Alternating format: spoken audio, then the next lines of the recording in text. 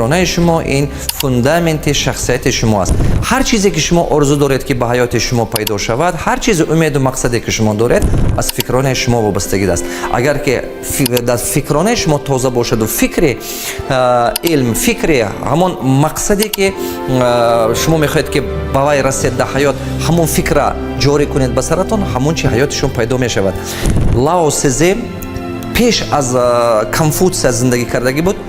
Чандин ҳазор сол пеш дар ин сарзамине ки ману шумо зиндагӣ дорем гуфтагӣ аст ки что мыслимо, то осуществимо. ҳар чизе ки одам фикр кардан метавонад, ҳамон чиза ҳаёташ ба ҷорӣ кардан метавонад. То есть ҳар чизе ки шумо ҳамона тасаввур пайдо кунед, агар фикраш ба ки бошед, ҳавай ҳаёти шумо ба пайдо мешавад. برادرای عزیز و گرامی، من گفتن هستم که شخصیت شما، من این شخصیت شما وقتی که شما میخواید که شخصیتتون رو سازید، این شخصیتتون حیاتتون وابستگی است. شما اینو نقض میفهمید. نه که این شخصیت از چی وابستگی دارد؟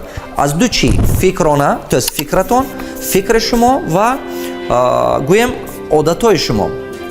چی چیز عادتهای؟ привычки. Мысли, привычки создают вашу судьбу. این چی گفته؟ فکر، то есть фикронаи шумо, мышление шумо месозад, фаҳмиши шумо месозад, баъд аста-аста привичке шумо пайдо мешавад. Привичке ки шумо доред, анами привичке шумо ё муваффақ мекунад, ё ки ба камбағалӣ мебарад.